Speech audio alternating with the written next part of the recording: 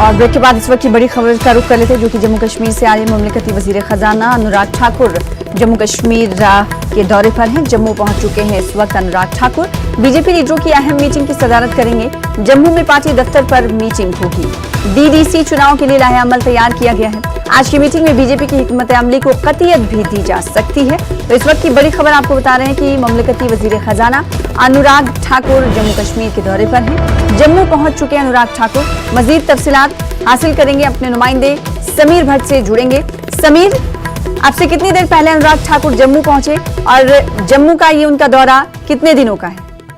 देखिए, मैं आपको बता दूं सना, कल शाम को वो कठुआ पहुंचे थे। लखनपुर में उन्होंने मीडिया से बात भी की थी और उसके बाद आज जम्मू पहुंचे हैं और तकरीबन 12 बजे के करीब कहा जा रहा है कि वो पार्टी हेडक्वार्टर पहुंचेंगे। और उसके साथ साथ जो पार्टी के नेशनल जनरल सेक्रेटरी हैं तरुण चुग, जो कि इस वक्त श्रीनगर में थे कई दिनों तक, उन्होंने वहाँ पे वो रहे और डीडीसी के जो प्रिपरेशन है डीडीसी चुनाव के मुतलिक वहाँ प्रिपरेशन का जायजा लिया।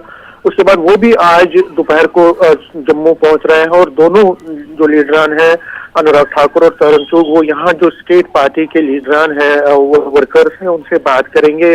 पार्टी हेडक्वार्टर में दिन भर मीटिंगों का दौर चलता रहेगा। और जाहिर तौर पर जो डीडीसी के पोल्स हैं, क्योंकि एक बहुत बड़ा चैलेंज बीजेपी के सामने अब ये हुआ है कि जिस तरह से जो नॉन बीजेपी पार्टीज हैं, जिसमें कांग्रेस, एनसी, पीडीपी और बाकी जो रीजनल पार्टीज हैं, वो इकट्ठी हो गई हैं, तो उससे बीजेपी की जो हिकमत अमली थी, जो उनकी स्ट्रैटेजी थी, क्योंकि उनको पहले लग रहा था कि कहीं कहीं जो गुपकार अलायंस की पार्टीज हैं, कहीं ना कहीं वो डीडीसी पोल्स में हिस्सा नहीं लेंगी, उनको ऐसा फील हो रहा था। लेकिन जब अब उन्होंने ज्वाइन किया, एक दूसरे के साथ हाथ मिलाया, तो बीजेपी के लिए एक चैलेंज न सिर्फ कश्मीर में है बल्कि जम्मू की जो राजौरी, पुंछ, डोडा, भद्रवाह और बाकी अजला में जहां पे बीजेपी को एक सख्त मुकाबले की तवक्को है, तो जाहिर तौर पर अब नई स्ट्रैटेजी बनेगी। नया जो हिकमत अमली है उस पर गौर खोज होगा और किस तरह से जो कैंडिडेट्स हैं उनको फाइनलाइज किया जाए, क्योंकि बहुत सारे कैंडिडेट्स की लिस्ट उन्होंने ऑलरेडी निकाली है, लेकिन